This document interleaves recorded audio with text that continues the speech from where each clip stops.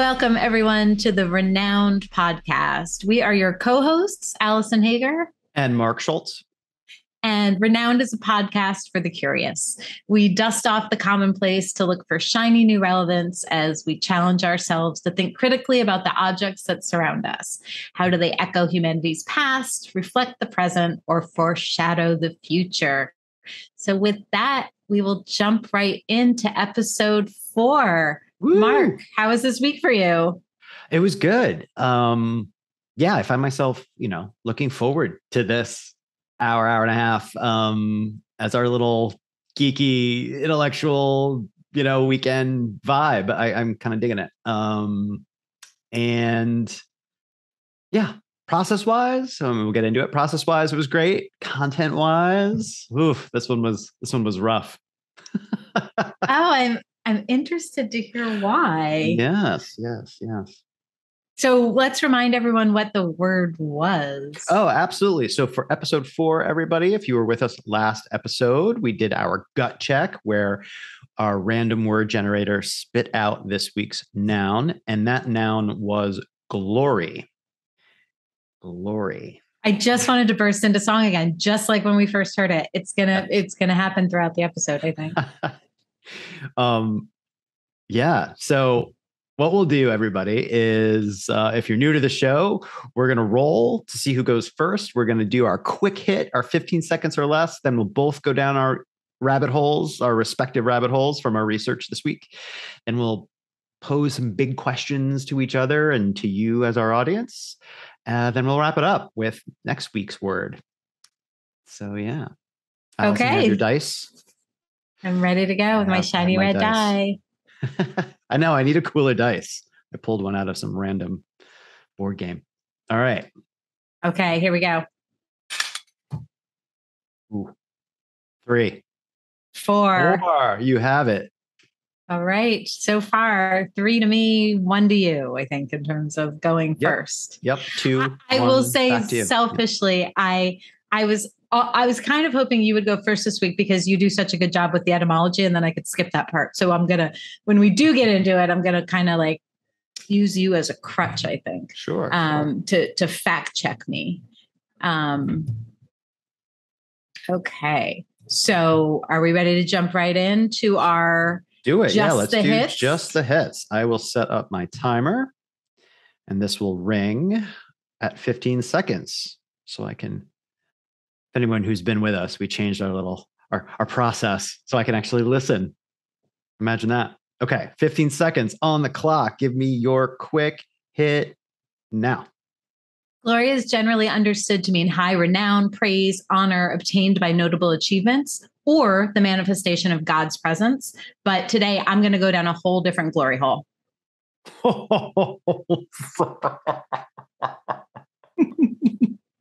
No, you did not. I don't know what you're talking about. We all do. Well, maybe not all of us, dear audience. Okay. Well, now I'm shaking in my boots. Am I turning red? I can't even tell. I can't tell. You had 2 seconds left. And gee, I'm really glad we changed our process so I could listen into that bomb you just dropped. Heard that loud and clear. I figured you would expect it. And I was honestly hoping you weren't going down the same path. I'm sure we both saw that expression in our list this week, but no, for somehow, is that an expression? You're so flustered. I really am. I know I'm like coming across like a prude, which is ridiculous. A prude, not a prune. Either, really. They both work. Okay. So I guess I am. Are you ready to follow that? Okay. So. Yeah, I might as well. I mean, is anybody even going to hear it compared to what you just said? That's great. We have 15 seconds on the clock and go. Glory is the state of being positively renowned, but is a term mired in religious zealotry, toxic masculinity, and represents the knife edge we walk socially between pride and arrogance. Excellent. You had 2 seconds left. Woo! Oh, we tied. Look exactly 2 seconds. You getting better every week at this. That's great. Okay, so now I know okay, I think we're both going to have things in ours. Mine isn't obvious yet, but that are going to make us both crazy, like reactive. So this is going to be fun, I think. We're going to be weeding out any of the bullheaded conservatives in our audience, perhaps. As I said in our very first episode, when I was commenting on the fact that it's unbelievable to me that there are people in this world who don't believe in dinosaurs because God wouldn't have had enough time to create them and Satan put them there. And I said, oh gosh, maybe I'm offending people. And then I quickly said, oh no, you believe that? You haven't even found us. If you believe the earth is flat, you're not even here. So I think we're pretty safe, Mark. Yeah, I do think I feel like you're avoiding like word of the week researchers, frankly. It's a guess. Wild speculation on our part. Wild. For sure. I will throw in just a quick, before I go down my glory hole, I will throw in. Oh my God. I will throw in, I've been down the rabbit hole, the ant hole, right? And now this week, the glory hole. I will just throw in for any listeners, we will be talking about some sexual things. So probably not, if you have little ones listening, probably not appropriate. I was literally just going to say, since audience, we're pretty transparent with our process. Honestly, we're chill people, sort of. But yeah, I was like, we don't know. This show could be very PG, educational for everybody, but I'm very glad Alison called that out for this week's episode. Well done. Yes, absolutely. I wouldn't want to offend anybody. Okay, so we're going to start with etymology. And Mark, I'm going to lean on you a little bit here and see if you found the same thing. Yes. So as I mentioned in my opening, there are different meanings for the word, right? So if we're talking about the splendor of God or Christ or praise or worship of God, which sounds like Mark might be going down that route, then I found a citation that said around 1200, the etymology of that word came from the Old French glory, but it's still kind of uncertain and mired in uncertainty of exactly where that came from. Mark, did you find something similar? Yes, found that. Mm-hmm. Okay, excellent. And then if we're using the word to mean renown, praise, ambition, boasting, that comes kind of from circa 1400 from the Middle English word glory, from the Latin gloria. Again, there wasn't a ton on there, and because I wasn't going that route, I didn't go further. So Mark, I will look at you again. Did you see that as well? Yes. It was hard for me to tell if the English version, sorry, I'm going to sound confusing.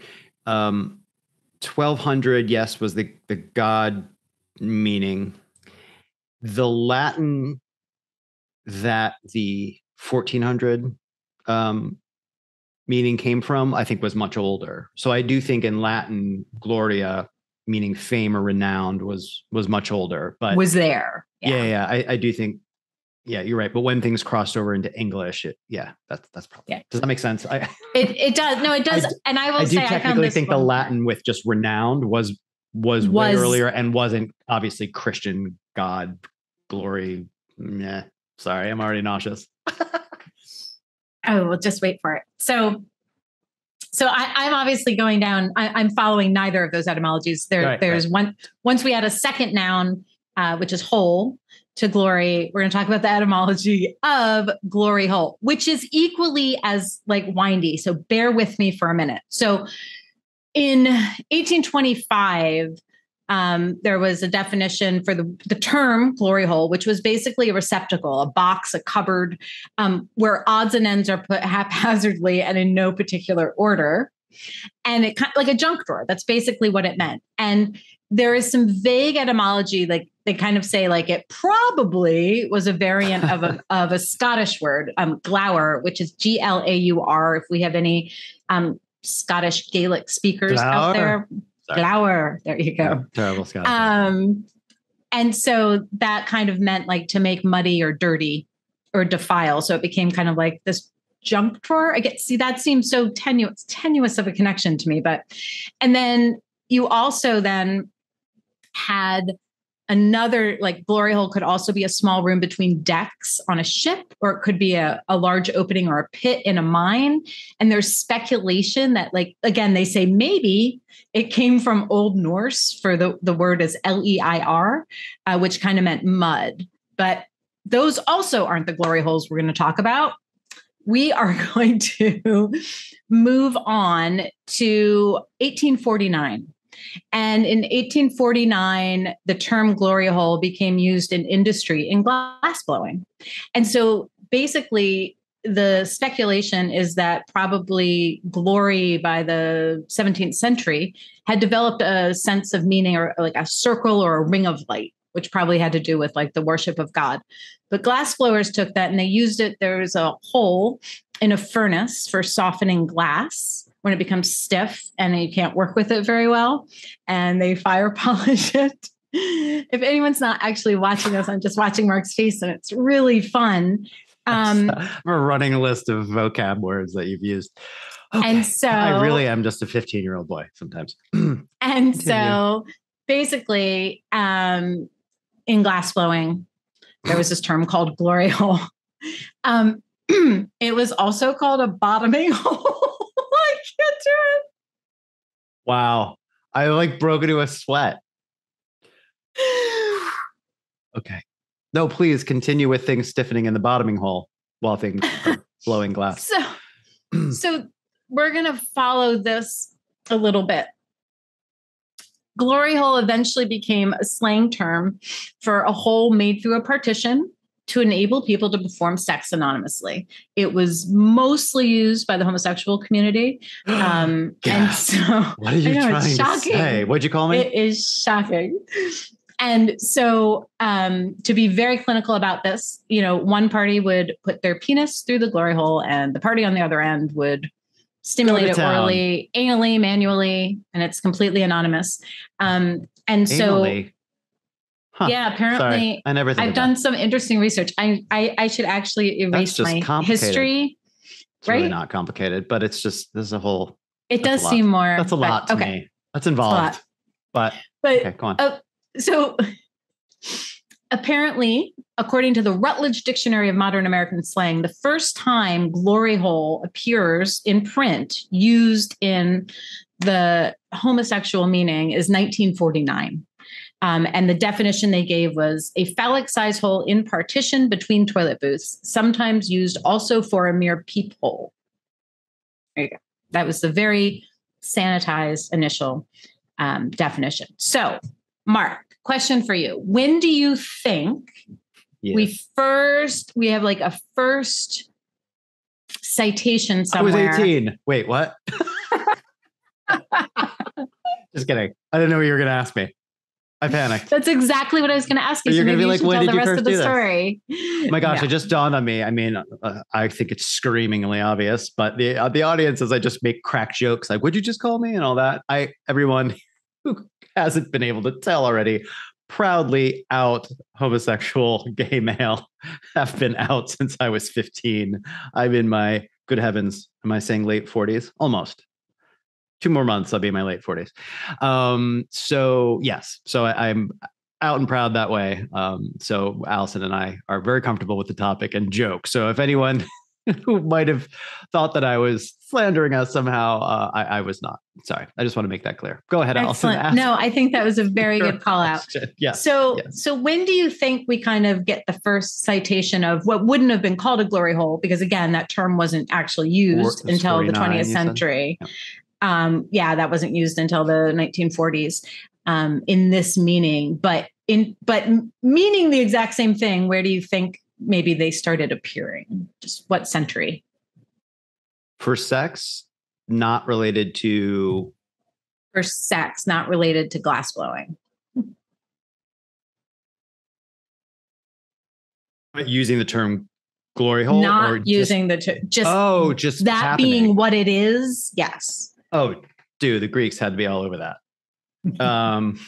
Right? So to speak. I'll stop you there, actually. Like 1500 BCE? Okay, so I love that you did this because I could only find one reference because I thought the same thing. It has to be the Greeks, but I could only find one reference to that being the case, and it wasn't a solid reference. Do you know what I mean? Like I just didn't feel comfortable. Wasn't a stiff enough reference. It wasn't hard enough to use. So I imagine that these have been going on for time immemorial, but the first time we kind of see them noted is the early 1700s. But what I was going to say, regardless of what your guess was, it's really hard to say for sure because due to illegality in a lot of places and stigma of homosexuality, probably not in ancient Greece, but everyone else, it's not like people are going to be like writing down like this is what's happening. What did they do? Sociological expose. Yeah. Because like the whole reason they were being used, right, was because of the illegality and the stigma. But certainly once we hit the 1940s and 70s in the gay community, they gained much more notoriety. They were actually first mentioned, again, not by the term glory hole, in a 1707 court case, which is really interesting. And it was the trials of Thomas Vaughan and Thomas Davis. So they allegedly extorted a gentleman named Mr. Gillam. Not sure how to pronounce it. So, Mark, do you know what a bog house is? I did not. That is an outhouse. It is. Yeah, I had no idea. I mean, you grew up in the country, I guess makes sense. We had plumbing. So there was a bog house in London called the Lincoln's Inn Bog House. And apparently it was in an area known for what was even then called cruising, interestingly.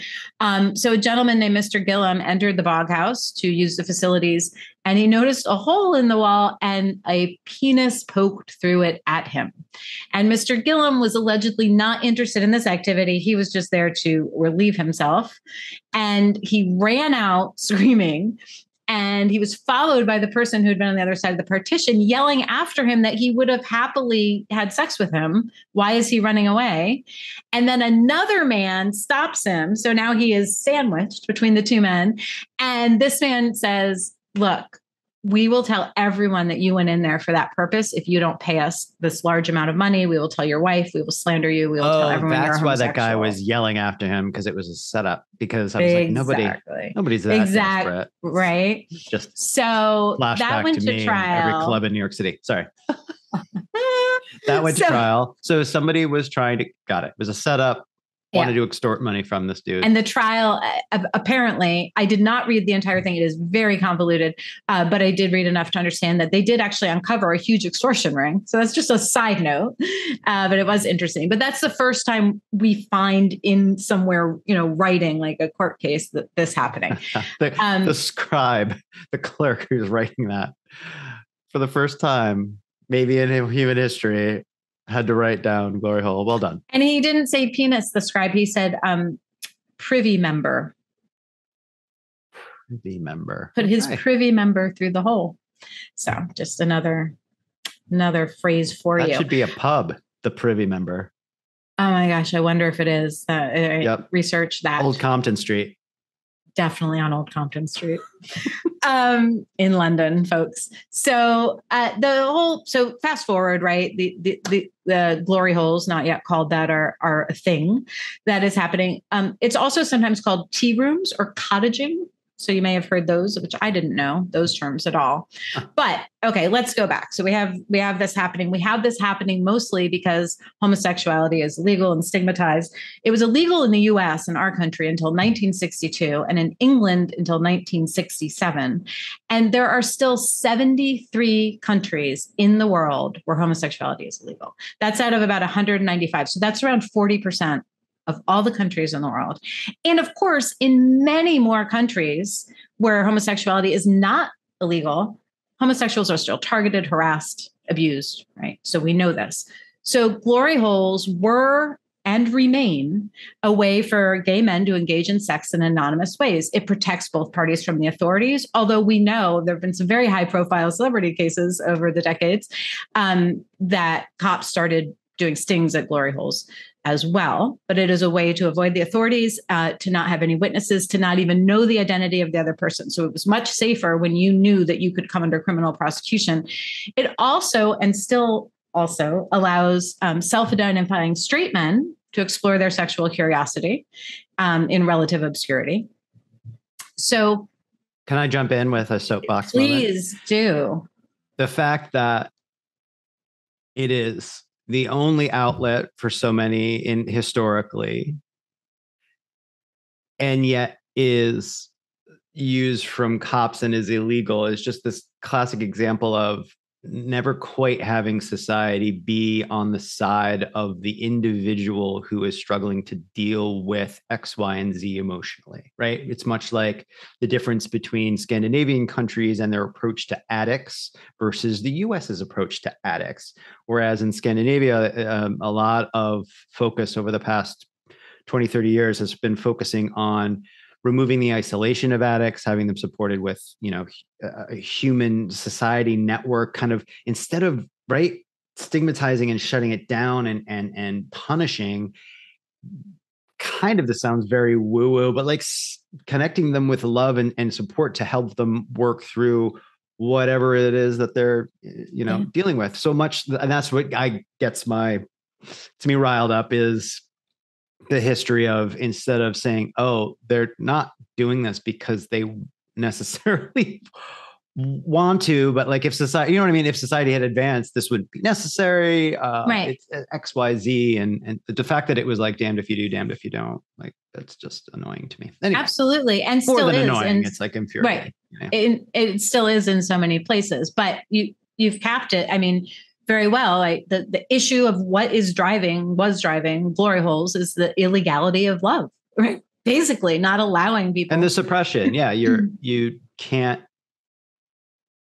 experience it openly expressed like anywhere else. So right. Of course, yeah. So you have to do this. So a little aside here before I loop back, there's an outstanding book not on glory holes. As far as I know, I did read it several years ago. It's called Indecent Advances by a man named James Polchin. And I highly, highly recommend this book. But he's basically focused on the criminality of homosexuality in the US and possibly England, I'm not sure, in the 20th century. And so he did extensive research. He looked at newspaper articles between the 1920s and 50s at murder trials for men accused of murdering homosexuals. So this is the part where if you're angry, you're about to get more angry. So many of these murderers were convicted. It's not that everybody went free, but many of them were convicted of lesser crimes because, as a defense, they claimed indecent advances were made upon them. So thus the name of the book. And they also claimed gay panic. So, for instance, just one horrifying story in New Orleans in 1958, there was a young man. He was a tour guide from Mexico City, and he was robbed and beaten to death in an alleyway near a gay bar in New Orleans. And his three assailants admitted that they had planned this, that they had, quote unquote, planned to roll a queer, and all of them were acquitted. Because one of them claimed that the beating was in response to an indecent advance that Rios had made on them. So again, it didn't happen in every case, but it happened in enough. And it makes me think, like, what? Well, okay, I won't go off on my soapbox here, but it makes me crazy. So again, no gay man is going to go to the police and say, like, I was just robbed, if he does survive, right? Because they fear the police just as much for forcing them into hiding, into secret clubs, into using glory holes. And so the price they paid, the jury thought, well, it's the price you pay for being homosexual. So this is then further exacerbated. So in the 1920s, there was a psychologist named Edward Kempf, and he was sort of a fan of Freud's, shall we say. And he came up with the term acute homosexual panic. So at this time in history, homosexuality was also being like named as a disease and a disorder. So, right, it was the medicalization of this, which did not help anything. And so he posited that every human being is born bisexual. But then as we grow up, we suppress the unnatural, that is a quote, that is not my feeling, the unnatural homosexual cravings we have into a quote unquote normal heterosexual expression. And that this is quite, in his mind, quite literally a psychological mechanism meant to protect against extinction. I mean, look around. We have the opposite problem right now of overpopulation. Why are we born bisexual? I mean, I'm not agreeing that that is true, but why would his own theory then place the needle in the... What an idiot. That is exactly right. And so he looked at, in his study, he looked at like a number of men who'd been traumatized in World War I. And there are so many threads here that I think we could pick apart so easily, but kind of said, well, when men aren't around women long enough. Turn of the century before 1920-ish? This is 1921, I think. This is about when we had eugenics, we had other things that were setting up everything from the Nazis to it was such a bizarre and horrifying time in psychology and sociology coming together in the worst ways possible. Yeah. Sorry. Go on. No, don't be sorry. Literally was. He was saying, well, if men are in a situation such as war long enough when they're away from women, they may turn to each other, but then they have self-hatred because they know that this is unnatural. And so I think there are probably a few films on this.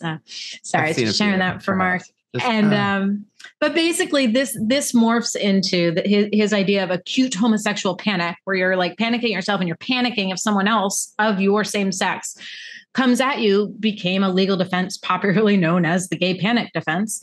And so defense lawyers would say, we're now backed by science, right? So they bastardize science, as far as I'm concerned, to defend. And, a good number of people did get away. And there's a very famous case that most people have probably heard of, the Leopold Loeb murder. So two men who murdered a small child, and, or Loeb was the murderee, sorry.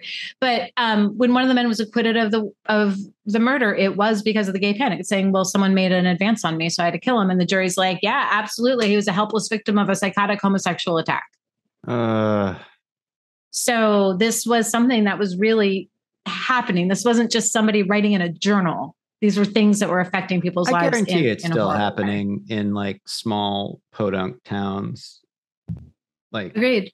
Well, in the US, but it is absolutely happening in, like you said, 40% of the nation, which is another reason my blood boils uncontrollably when you've got that type of person who during Pride Month always says, well, we need straight pride. And they don't, right? They think we're trying to do something special and it's unnecessary somehow. Instead of just celebrating getting through the years of trauma. But also it's this type of data that you just brought up that I always want to throw in their face, being we're doing this because the situation's pretty fucking dire. Even though, you know what I mean? They just see the good progress. Yes, that's happened here in the US. I mean, it can be better, but yes, the progress. And then they think, okay, well, done and dusted. we're good. It's right. Not just here, but globally, so much to do. Anyway, sorry, I won't slow us down with. I'm going to wrap up. I did step away because I wanted to really, really reinforce, when we say, well, homosexuality was a crime, I mean, you could go to jail, you could lose your reputation, you could lose your job, and you could be murdered, right? Yeah.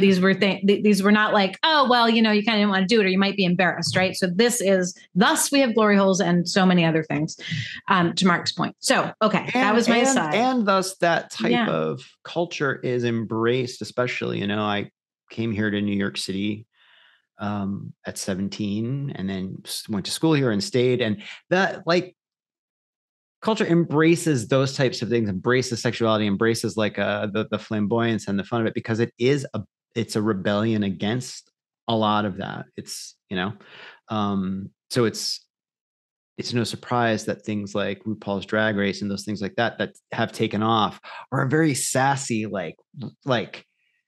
tough, you know what I mean? There's, I don't know how to say it. There's that cutting fabulousness because that's always been part of the defense mechanism, but also the power, I think, that you try to embrace. But anyway, cool. I didn't mean to cut off your flow. It's perfect because it leads back in. That was my little side road, but I'm just bringing it back because, again, I just wanted to reinforce why we start to see so many clandestine ways for homosexual men, especially, to have to meet up. So once homosexuality in the US is decriminalized in 1962, and then also as a result of the AIDS pandemic, you start to see glory holes kind of fading away, right? So for two reasons. One, they're not needed as much because now homosexuality has been decriminalized. And number two, pandemic, HIV AIDS, people are much more worried about anonymous sex. So we've talked about the origins, we've talked about their fading away, but here's the thing, they are alive and kicking today, right? So while there was, a fading away to some degree, they're still there. You can find them in private homes, you can find them in public restrooms, sex clubs, bathhouses, all sorts of places. You can even find directories on Reddit, Yelp, Grindr, a whole bunch of places where if you want to try a glory hole, you can. In 2001, there was a study in the Journal of Homosexuality that kind of explored reasons that men use glory holes today. So they don't have to, they don't need to be in hiding as much, at least in this country again. And here were some of the reasons given, right? It helps some men overcome their insecurities. They're not secure about their looks or their bodies. There's no one, that person isn't seeing their full body. And so they can engage in a sexual relationship without having to worry about that. For some, it's just a thrill of a faceless encounter. The anonymity itself is thrilling. For some, it's exhibitionism. They just want someone looking at them, looking through the hole at them and taking care of them. So there are all sorts of reasons, absolutely valid. And in a brilliant reversal of all the horrible things we've talked about and how the world kind of viewed glory holes in 2020, when our new pandemic hit, so when COVID hit, started getting thumbs up from health departments. So here are two examples. In New York City, which is where Mark and I live, the city's official COVID-19 safer sex bulletin, it didn't mention the term glory holes, but it advised residents, and these are direct quotes, to make it a little kinky, and, quote, to be creative with sexual positions and physical barriers like walls.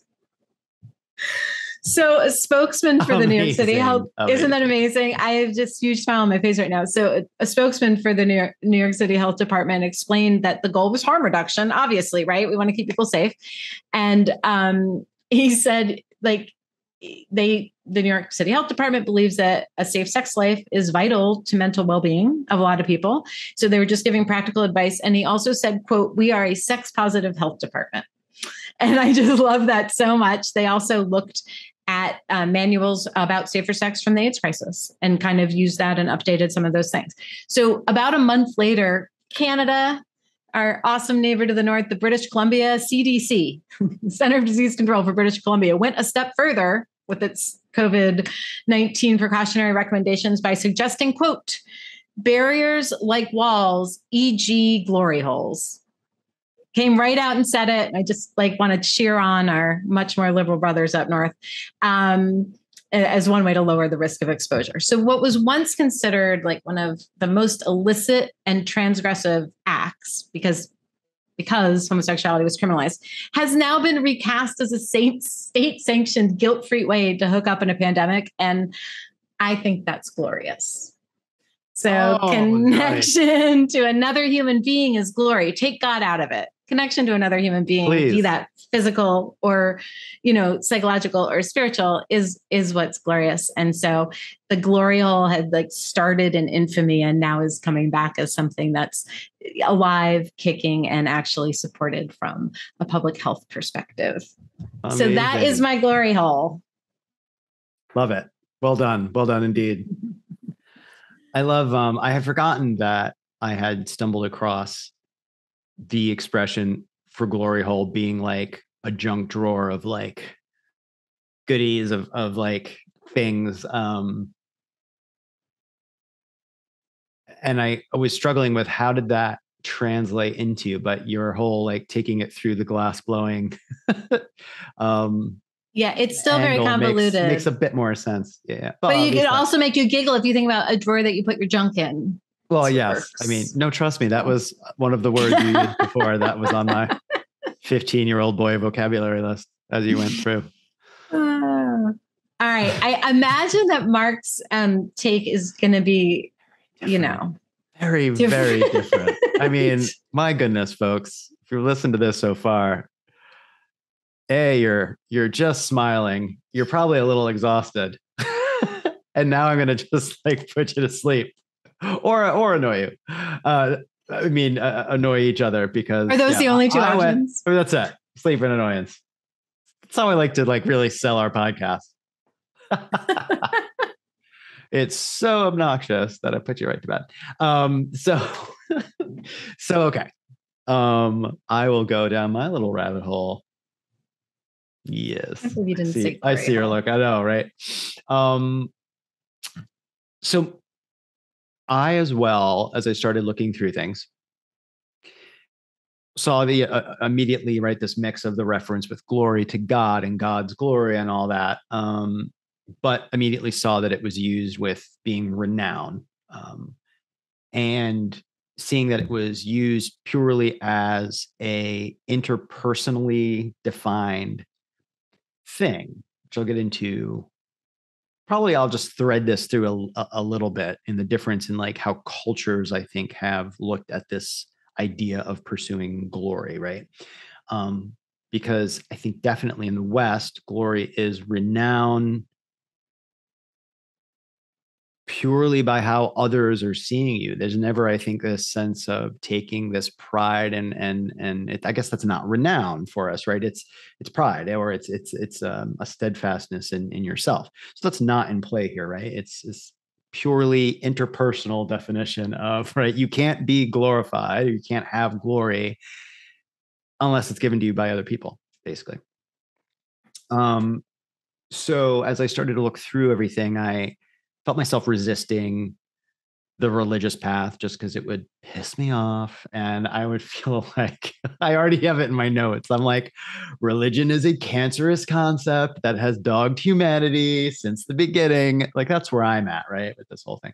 And I wanted to sidestep the cancerous historical meme, true use of the word meme, not the internet version of meme, right? This concept that has passed mimetically, like through, as like almost like a gene from person to person, society to society. So where did I go from there? So I started to look into, where did this drive from glory come from? Why do we have it? And I did start to laugh. Anyone who watched last episode when we were given this word, Alison went with rent. And one song, Glory. I went with Pippin, where there's a song where all of the knights are singing like glory, glory, like they're going through this whole thing. And that, right, that's sung by all the knights in Charlemagne's court, basically dreaming about conquest and battle and blah, right? The knights dream of dying. And I felt like there was a seed in there somewhere, right?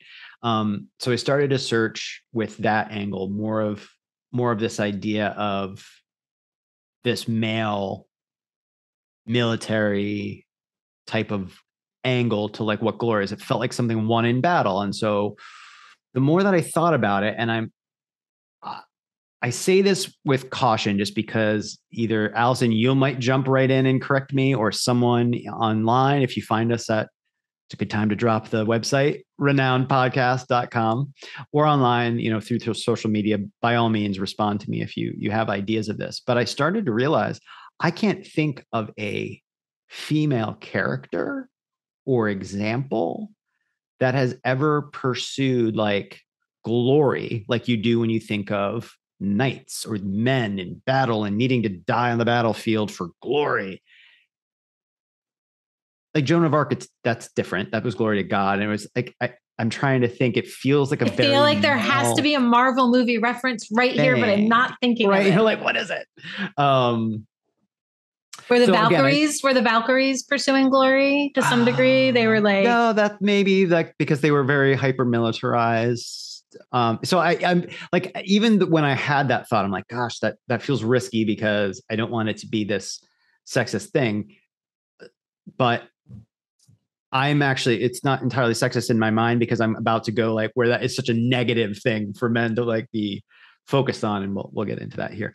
But so this military, very brutish angle on glory, like, and is that a coincidence that's what strikes me? And like, so that's what I started to search through. to search on in terms and in different sources and online sort of databases to see, like, can I string together some research that's taken place, like sociological research, et cetera, et cetera. So with that in mind, you can imagine why this article jumped out at me. This article ran in the Hispanic Review in 2012. It's written by Luna Najaram.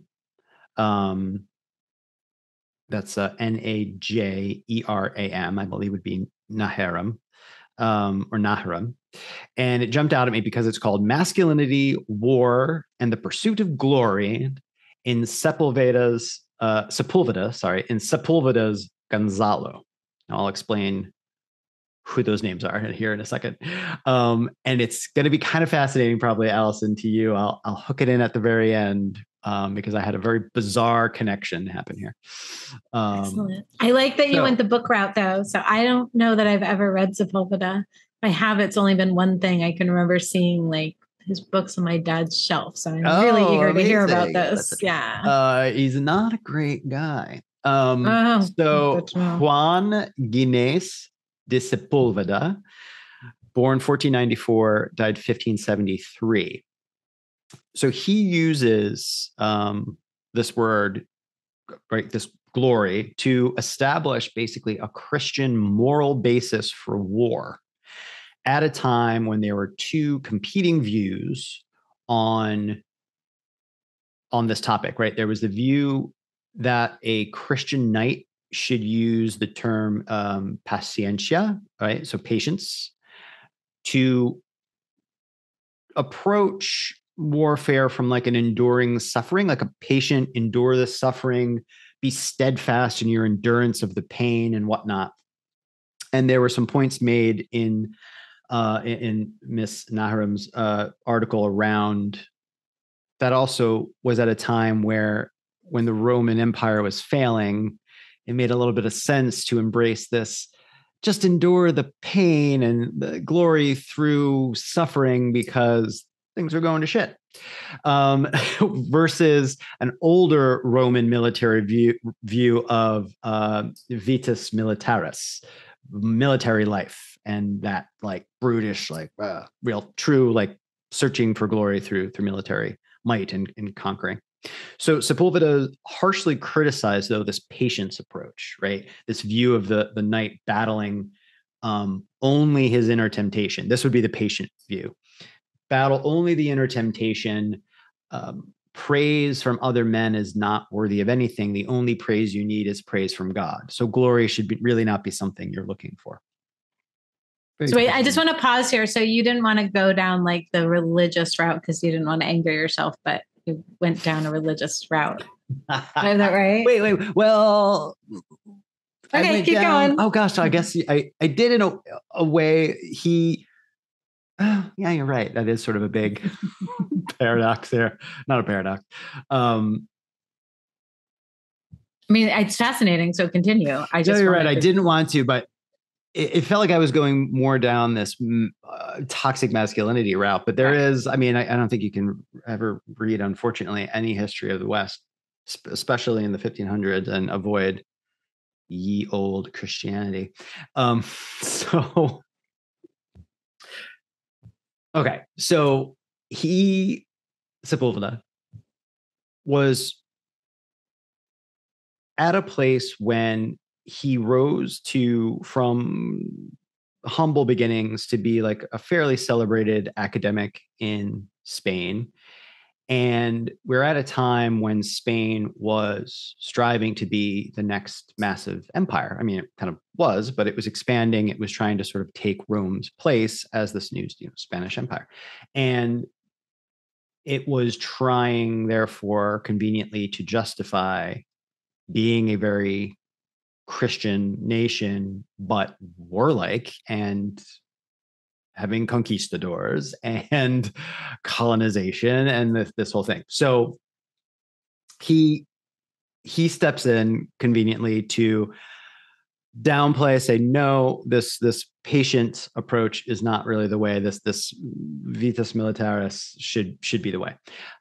He therefore uses glory to achieve sort of a few aims. One,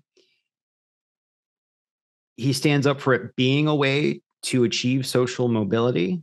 And in some of my reading, the philosopher Hobbes, I believe, echoes a lot of this thinking. I'm probably not even going to cite a piece because maybe I can go back and see who I read who mentioned that. But glory as this sort of like currency for mobility, of course, only for men. This is all only for men. We'll get into that in a minute. Unfortunately, that it's only for men, but that's of course how it was at this time. And in essence, he sets it up, Sepulveda, as like a way for a lower class grunt, so to speak, right? To achieve glory would be through this military might and therefore raise their class. It's one thing he set up. The other was he wanted to establish a connection between virtue and glory, but only in the sense that that is a masculine thing. Virtue was understood to be a gendered thing at the time and intended only for men. Sepulveda was holding to this belief because of, he would echo back in his work to Aristotle. One thing I learned, which is upsetting, but it shouldn't be surprising. I always held Aristotle up because I read him in relationship to the arts and theater and drama. I've also read him as the massive influence he had on the sciences. But to come across his social views is horrifying. So Aristotle had a grossly sexist opinion expressed in his work Politics, where he just flatly asserts that men are superior to women and women should be mastered, and therefore men are doing the mastering. And so Sepulveda establishes this glory and this virtue as a means to avoid anything feminine, to avoid soft or feminine things, and assert itself as a strong male character. So that is maddening and also interesting, because when you first said that he was viewing, or that virtue was viewed as the domain, something for men to strive for, not women, I was going to ask, is that because women were assumed to be inherently virtuous? No, just because it didn't matter because they were subservient and lesser than. And we'll get into that in a minute. Actually, right now, they considered them to not be masters of their feelings, and virtue was there was also a sense of control to be virtuous, and they didn't consider women to be controlled at all. Yeah, brace yourself. You had your from section Aristotle to Freud. It's like the entire history of the human race. I know I already know this, but I get upset every time. No, I'm curious if you know this part, because I certainly did not. And I am one, as you know, for the power of words and etymology. And this is very upsetting to me. So brace yourself if you did not know this.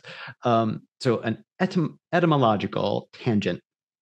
It turns out that the very words we use in our modern Western languages is basically sexist to begin with. The Latin word femina is of Greek origin, and it means a fiery force. And the Latin word mulier, with an L, mulier, for woman, comes from Maltese, which is softness. And so from this, you can see how we've arrived at all these modern words. The English female comes from femina, which comes from a fiery force. French femme, right? F-E-M-M-E is woman. Spanish mujer with a J, but mujer comes from mulier. And so mujer, woman in Spanish. So these very words are calling people soft and fiery. And like, I'm also curious that they're opposite. So the Latin, was it Latin or Greek? Sorry. And the Greek Spanish, fiery force, like fiery and soft. The way that I read, right, fiery and soft. Well, it was the way that I read it. It was mired in this, not force as like a power fiery force, but as like an erratic, like a mess, uncontrolled at the whims of its, and therefore not virtuous and scandalous and like this. It's like a weak hysteria. I see a link to later women That's why I suffering from said Freud. hysteria. That's what I was just gonna make the comment and be like, well, she probably was out of control, but it was just hysteria. Hysteria. Yeah, exactly. Right. Just affects women. Now I could be wrong, and I certainly welcome anyone in the audience listening to, chime in if you're an expert on this or you know some things here. Alison and I like to mention it every episode. We fully know that we are pushing ourselves to be more curious, to dig into things, and we're loving it. But we're very much, we're dipping our finger into a lot of very, deep places. Oh, Jesus. After your glory hole conversation. Can't believe I just said I'm dipping my finger into deep places.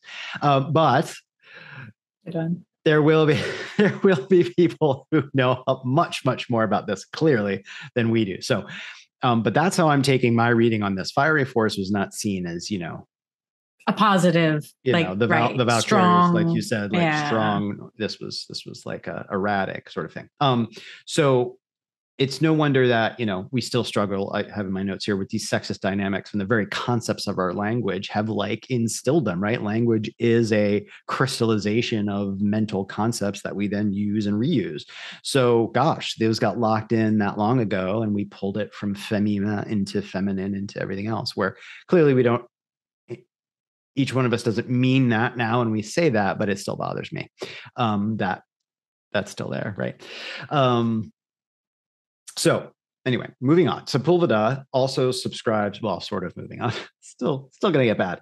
Sepulveda also subscribes to Aristotle's thought that male virtues are a type of social economy. As I mentioned before, Sepulveda expands on that, saying that the pursuit of glory and honor is actually a motor for social progress and excellence in all things, arts, government, and war. I find it odd that he puts war in a list with arts and government, as in war is just an expected essential part of human life, like arts and government. Bizarre, but telling. However, he acknowledged that glory comes from the public and it has to be perceived. And therefore, there was this immediate double-edged sword to this, where he really wants, this is how it just gets so bizarre, really wants people to seek glory that is natural, but you can't have it be seen. You can't be perceived by others as seeking glory. So, right, this bizarre seek it, but don't let people see you seeking it. And for me, that just so strikes of a religious basis of paranoid two-sidedness. Nothing is authentic to me, right? There's this masking of truth and emotions and human experience, and therefore the social facade you have to put up versus what you're dealing with internally. And I just don't think that serves anybody ever very well, personally or socially, myself.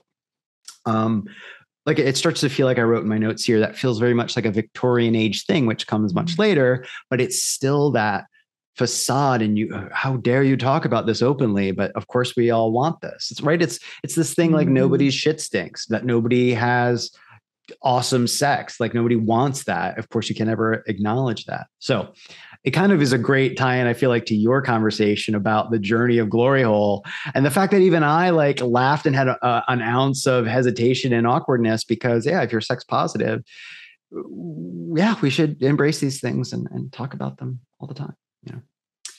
All the time. I will, all the time, constantly, noon to night. I will try to wrap this up. So the other part of this, there's a direct quote from this paper that says the pursuit of glory is not only compatible with virtue, it is in fact virtuous itself, right? It's fusing virtue and glory even more as being basically one and the same. So you can see how this is fueling all kinds of things that I think are just upsetting and also rather convenient. Again, this is a time where you are justifying colonization action and military, just brutish military takeovers and eradication of peoples. You're trying to justify, right, the growth and domination of your empire.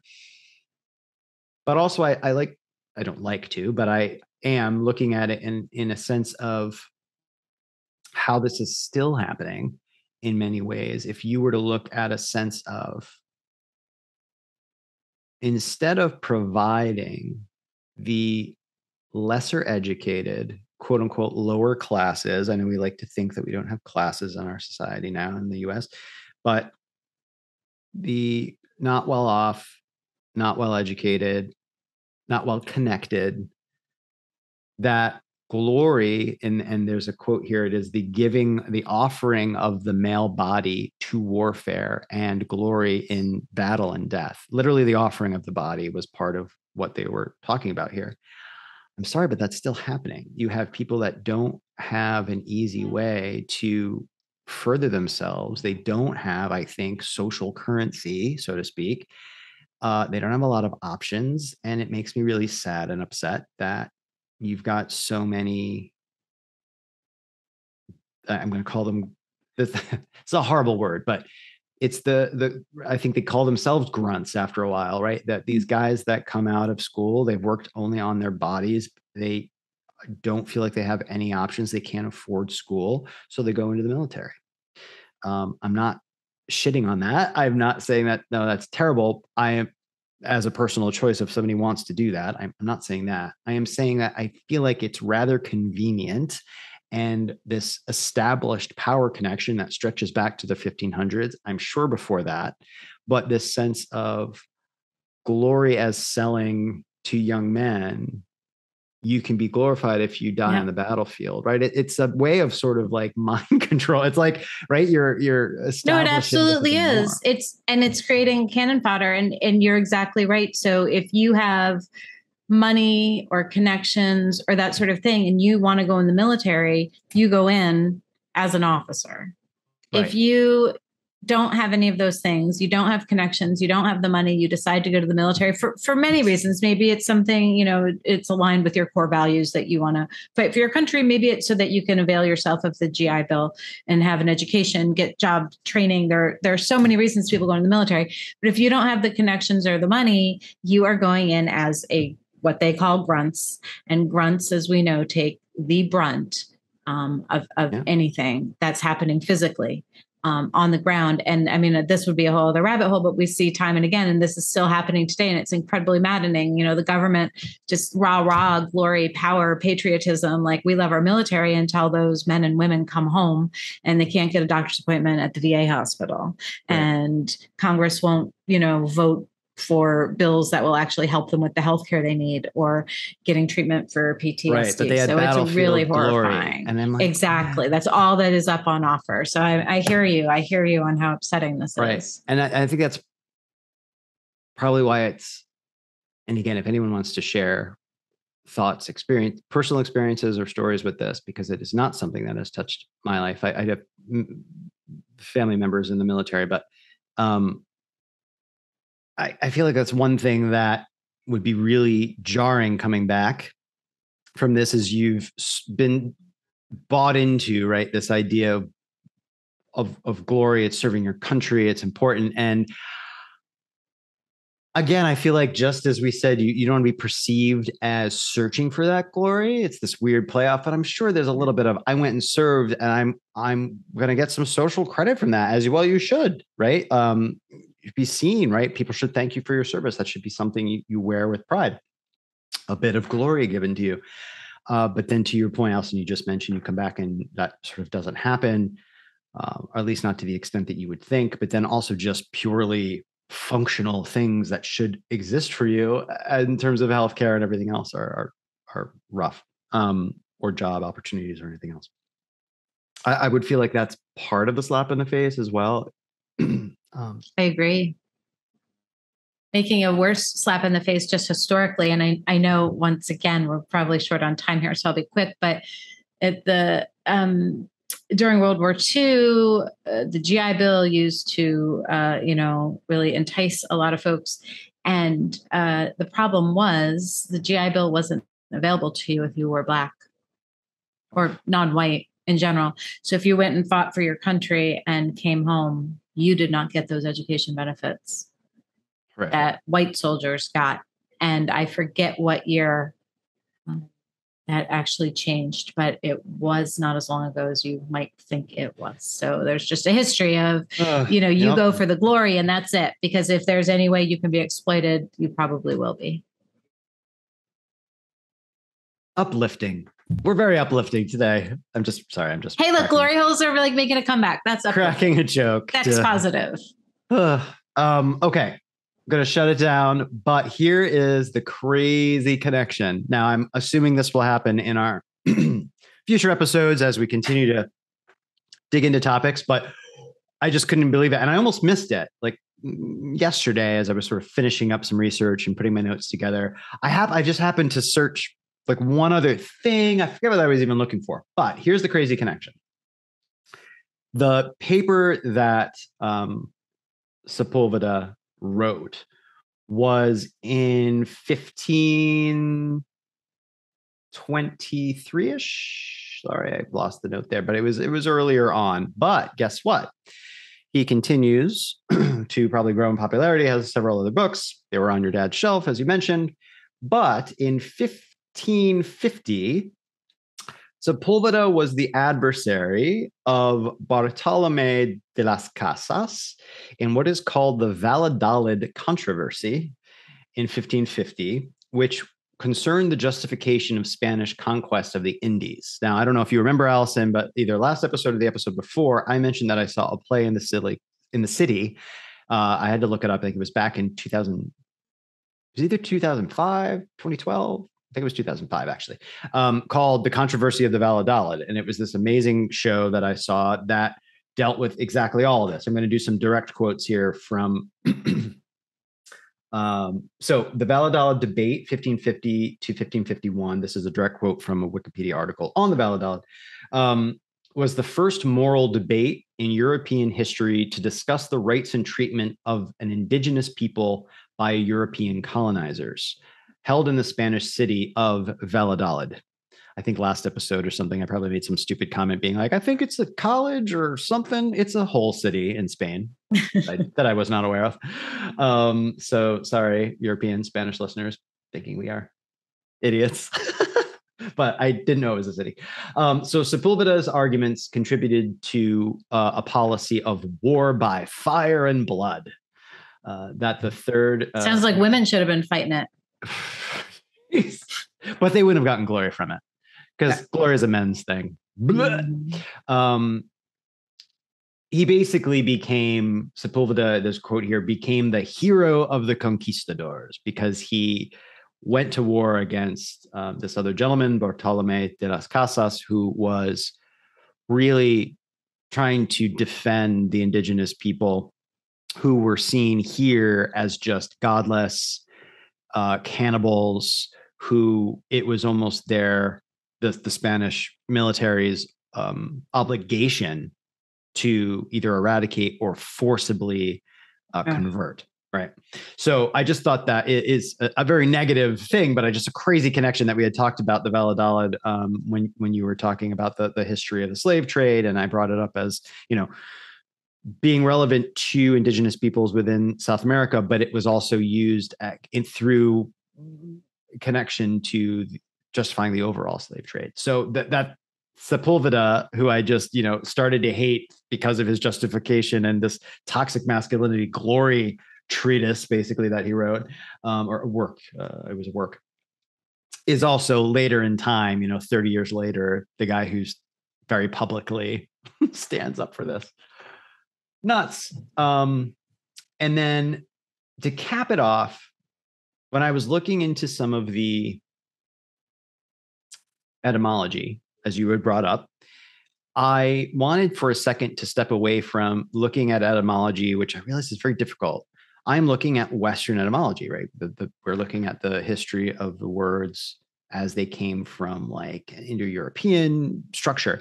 Now, it's very difficult for me to even search and try to do an etymological non-Western search. I tried it. What's interesting is I looked up what glory is in Sanskrit, but what I got was a Hindi result because I guess Hindi borrowed it from Sanskrit, and it is the word Mahima. Mahima, Mahima. borrowed from Sanskrit, and it means greatness. Now, already there's a little bit of a difference there slightly, right? It's not this renowned, it is just a greatness. And that greatness, I think, could be regardless of a social definition of greatness, I think. But I also noticed that it is often a female name. So when it came up on a web search, Mahima is used very often. So then I started, and Alison, you may cringe and be like, Mark, I can't believe you never knew this in your life, you idiot. But I learned something that I feel like is very shocking to me. When I noticed that the word Mahima felt very similar to Mahatma, I decided to look this up. And I didn't know that Mahatma is not his first name. You may have known that.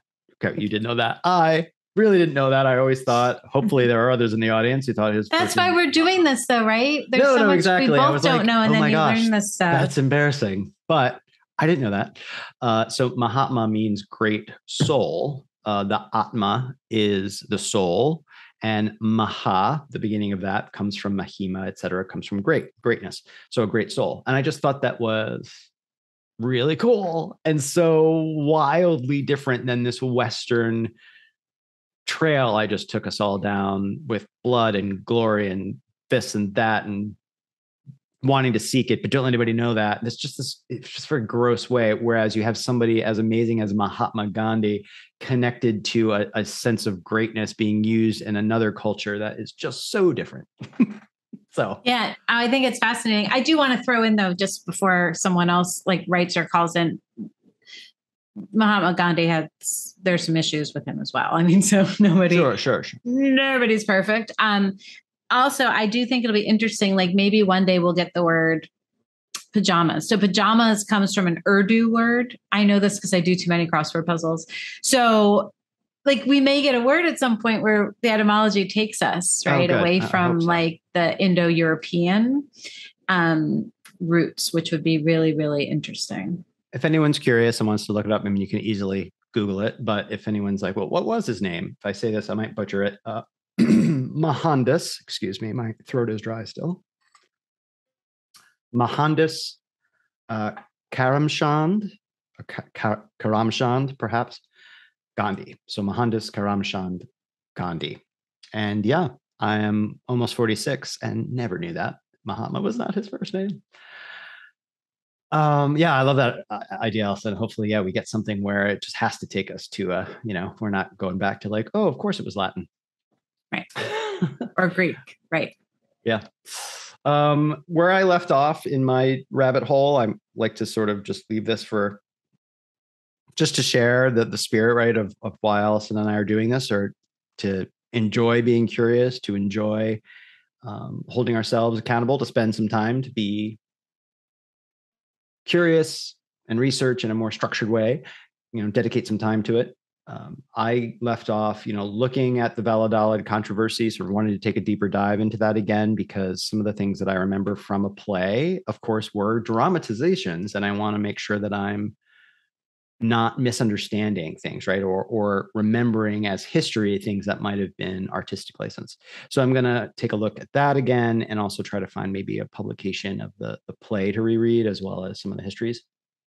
And then I also, while looking through this, found that there's a work by Isidore de Seville, really, which was published in 625, called Etymologies. And it's basically one of the very first etymological encyclopedias that was used like as a main book that basically unfortunately, it's one of the reasons why so many things from antiquity didn't survive, because apparently this book became so popular that people studied from this book rather than the actual source materials. And then the source materials disappeared. And also, this is a Catholic cleric who sort of whatever he thought should survived. So there's going to be that unfortunate religious filter that this went through, but I really want to read that. It's apparently a massive number of books, not just etymology, but on a bunch of other topics, and from something from 600 or so. I think that is fascinating. So I'm going to try to find a copy. Sorry, I'm rambling on, everybody, but I just think that's such a cool thing to look for. One thing I was thinking of when you were talking, number one, I'm glad I never read any of Sepulveda's writings. Sounds like it would have made me angry. They're valuable. Like, I feel like I learned things. I'm glad I went through this. But yeah, it's just it's just dispiriting. I also, it just occurred, you said ReNouned a number of times. And of course, our podcast is called ReNouned. And then, but then I was thinking, we have our twist on ReNouned. And then I thought, so are we being vainglorious ourselves? Because we're like ReNouned. We have the ReNouned podcast. So maybe we've fallen into that trap ourselves. No, I'm just kidding. I'm going to stand up for us. I'll be like, no, we haven't, because we actually are constantly sure that. Exactly. That is exactly right. Neither of us thinks that we're all that. Right. We probably have a million people running across our podcast name online being like, they spelled that wrong. We know we did. On purpose. We should probably, just in the interest of time, though, jump into our hard question. Big questions. Damn it. You rolled and won. I know. So I'm going to do one very quick one, and then I'm going to do my bigger one. So I do want to make a comment as well, because I'm imagining some people were thinking this while I was speaking, that we were talking about glory holes very much in a male homosexual Sorry, I'm just going to let context. myself laugh. I'm still every laughing. time. I love that you're laughing because I want to offer time. that it's ridiculous that it's like still a social thing. And I could not be more of like a gay man in New York City who's seen and done it all, but I'm still like tee-hee about it. God. I think we probably all are. I've been doing so much research on it. I'm a little inured right now, but inured. I'm going to literally bring a little button. I know you wanted to have the button, the word button for words you like. Vocabulary button. So in case anyone's saying, wait a minute, it's not just gay men that use glory holes. Like sometimes women use them, especially women being on the other end, being like doing the servicing. Everything I can find and all anecdotal evidence is that is very much a trope of pornography.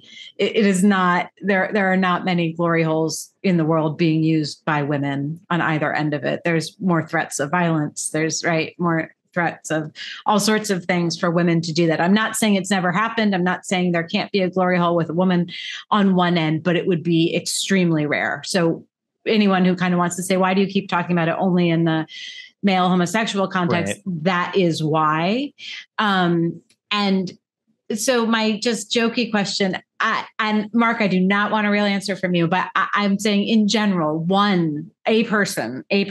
So if a person is using a glory hole, wouldn't you worry about putting such a sensitive organ into a dark hole and you don't know it's there? And I don't know, it seems horrible. Like, what if it gets chopped off? It just exactly. Yeah. It seems really, really scary to me. Maybe that's part of the thrill for some people, the kind of anxiety, but that was just something that went through my head. That's not I think that's natural. I think as a member of the male gender who, privy member, if you're in the mood, that doesn't cross your mind. We're so programmed, right? Our genes are like, no, you need to ejaculate. We're going to make you do crazy shit, right? Like we're just all programmed to this. We're all just slaves to tiny little microscopic things in our bodies. That's very weird. So right. So you're not, that's not that I went down, but that's sort of not right. Not for everybody. I'm sure I feel like you get in the mood, and if you feel slightly comfortable, then yes, especially if you've set up, especially in modern times, you've set up an understanding with somebody that it's going to happen. But you're right. I mean, in a way, if you're just completely anonymous, which it was when it was starting, yeah, it's like a weird social contract you enter into immediately, which is like, you're not going to hurt each other. But that has crossed my mind in the past. It feels very dangerous because imagine, right? You told a story of two men who were probably, I'm assuming, were straight. I mean, I don't know, but were straight and set up this other guy and then wanted to extort money from him. It could be somebody who just really hates gays or feels so strongly that they should all be quote unquote castrated or whatever else. Yeah, goes around and just cuts their privy members off. That's terrifying. It's probably happened. But it has happened. So I didn't read detailed, but it has happened. But apparently most of the times it's been accidental. So for instance, someone has a seizure while they're filleting somebody else. Oh, okay. Bites off the privy member, that sort of thing. So it's more often like an accident, but it has happened. Like because it's still somebody has to really commit to that, to making that to that crime. Right. Because it's a massive crime.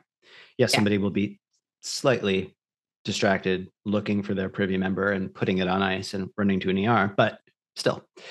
Right. What a strange. Okay, that wasn't my big question. No. That question just that we've gone down. Did not expect this for this episode with this word glory. I don't know how knowing me. Right, you couldn't have expected that. I figured you would have seen it coming. And also that you might have even done it yourself. Okay, but here's my hard question. Again, I keep saying in the interest of time, I'm going to hurry up, and then I keep not hurrying up. So I'm just laughing because I once again screwed up. I'm just being very transparent, audience, with you. The timer, we had it. I think we're north of an hour and something, but I don't know where it is.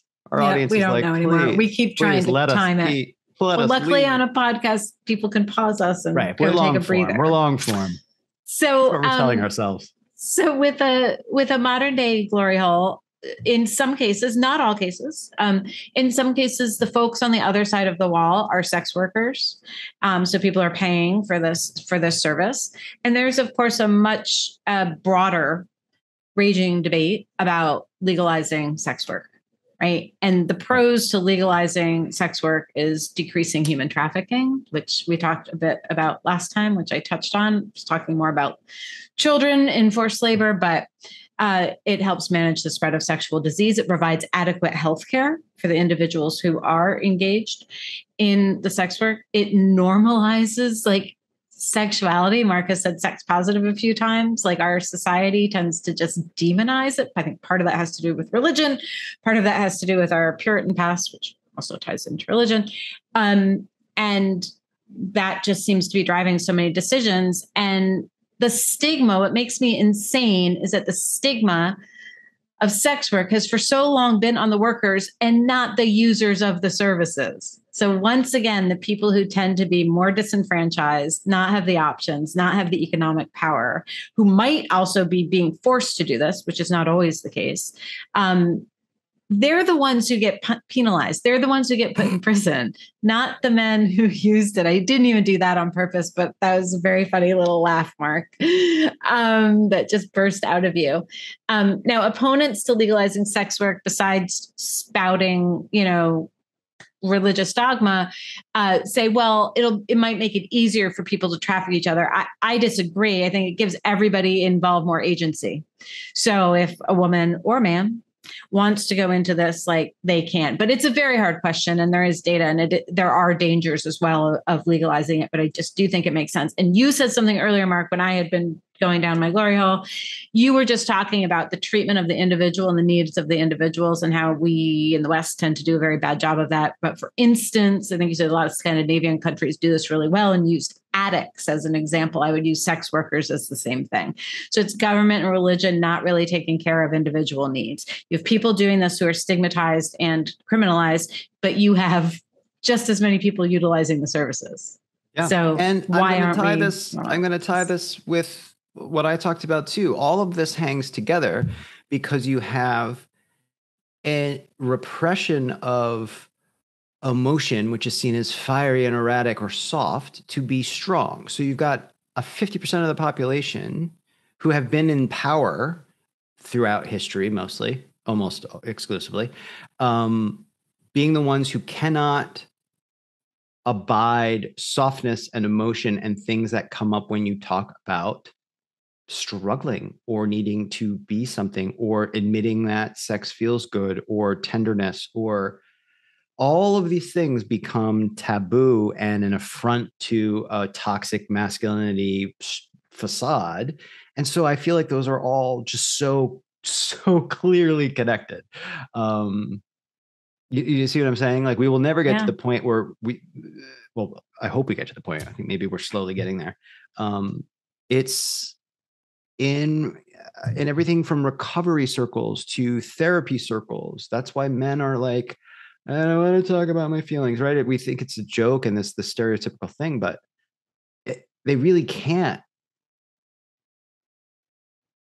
deal with it because we're conditioned as boys to not to be. There's still this Roman vitas militaris, like in how our boys are brought up to be strong, and the sense of strong, right? The definition of strength. Right. No, absolutely. That is absolutely true. And you also then, like, in terms of keeping people socialized that way, the very, very powerful tool of shame, which religion uses guilt and shame all the time, as do certain political parties and parents, right? I mean, it is a tool that, but we're going to go down a whole other rabbit hole if I keep talking. So, yeah. All right. I will. So what about you? Yeah. My big question is, will playing a non-zero sum game ever, let me define that for folks, maybe. I don't want to assume that you either do or don't know what that is. So in game theory, there's either a zero sum or a non-zero sum game. A zero sum game is things like checkers and chess, where you win and your opponent loses, or you lose and the opponent wins, right? It's very binary. It's polarized. Non-zero sum games are those where everybody can improve or everybody can decline. So it isn't a win-loss thing. So will playing non-zero sum games, right? Think of them as collaborative games. Ever be satisfying enough for our species? Or will the animalistic old brain dynamics of domination and submission forever doom our species to definitions of glory and strength that rely on suppression of emotion and the assertion of violence? Like, is there this old brain high that we get, largely men? But I think I'm not going to take that off the table. If we were to take away how women were socialized forever, I feel like it's the same brain. It's like, I mean, more or less. Right. Like, I just feel like there's a huge question there of like, can we ever feel like it's satisfying enough? I think that's a great question. I will also note, apparently there are some pretty significant differences they found in maybe the past decade in male and female brains.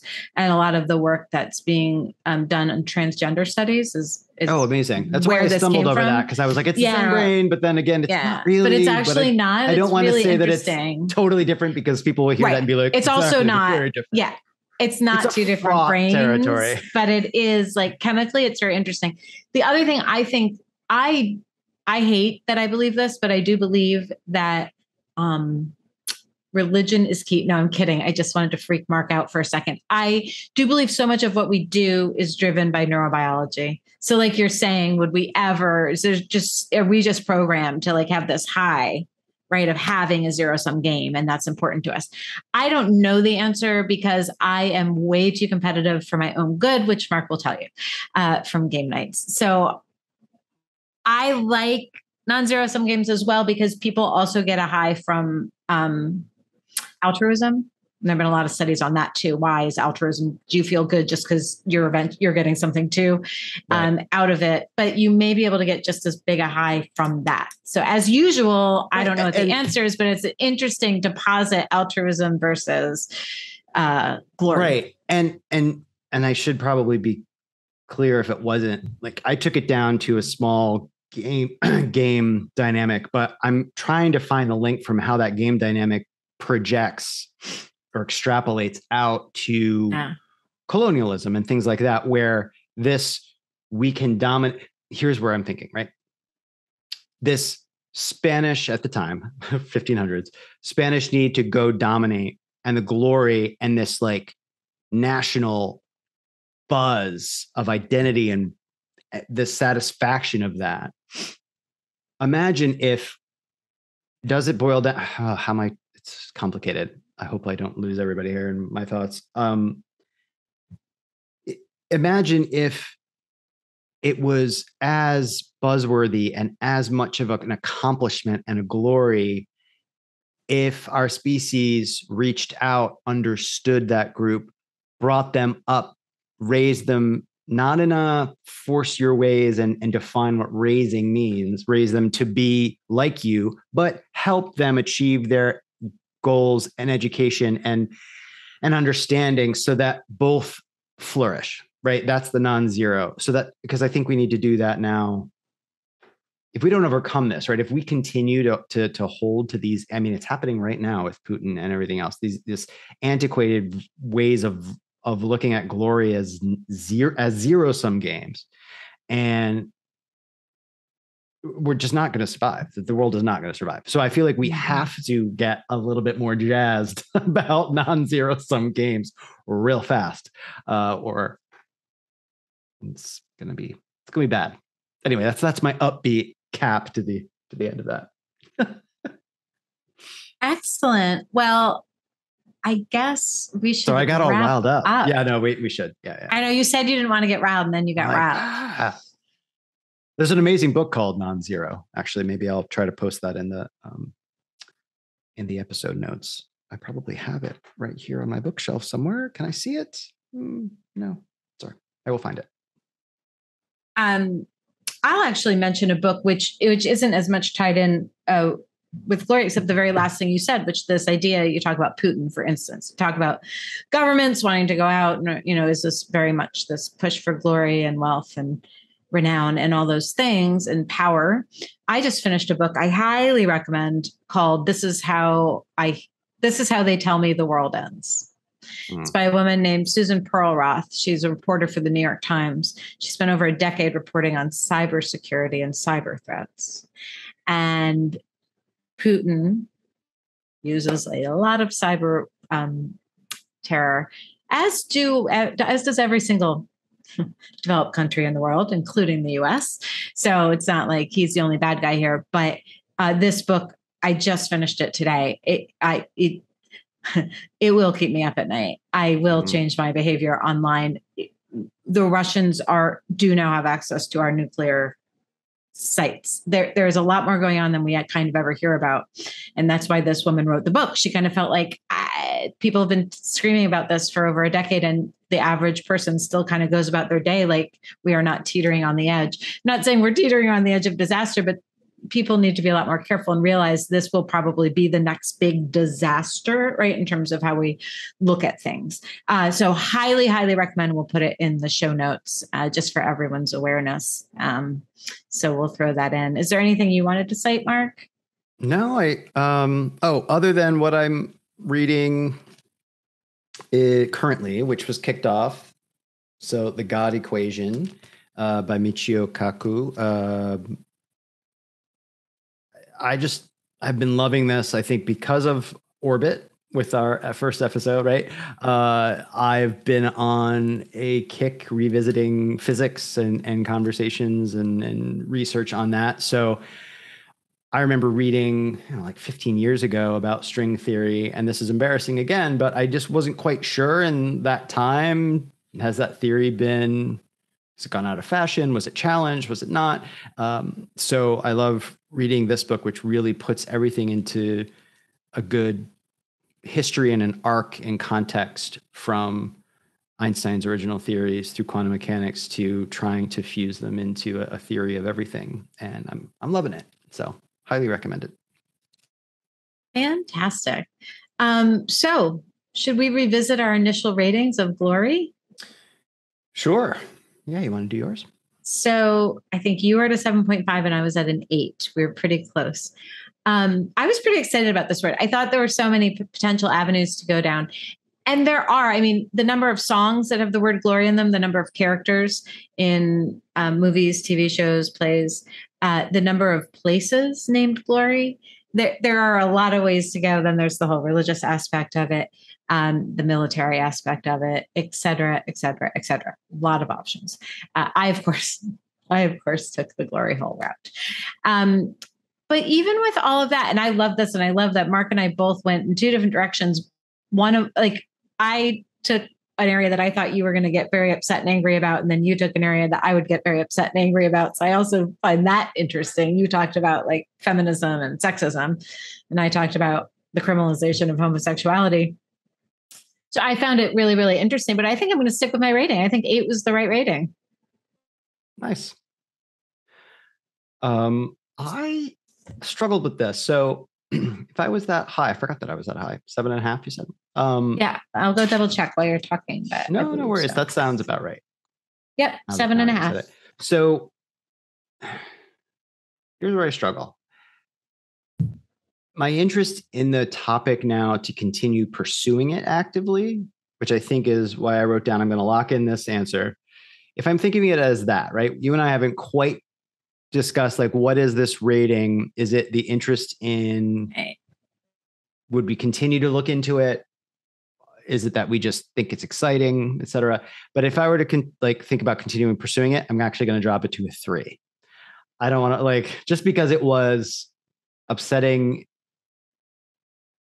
It angers me that this is the way that our species has now socialized for so long. Like that, this is what has guided, and been the social norms and for so long. That's really upsetting. So I think I'm going to say 3. Now, if it was, this will sound contradictory. If it's how pivotal like this topic is to a better world and like a future of human survival, like, even though I don't want to, which sounds odd that I'm like, it's this pivotal, but I just don't want to like pursue it. If it was about that, how important it is in general to like figure out, then this would be a 10 for me, because I do think this is like the seed of everything. It's like how you're pursuing power and a satisfaction and a renown versus others, and what you do to get it. That is money. It's if you take survival out of the picture, that is it's an amassing of resources. Once you like are alive and will stay alive, right? Getting more resources is a renown thing. I feel like there's a point where you flip right over that threshold of you're fine versus now it's just trophy everything.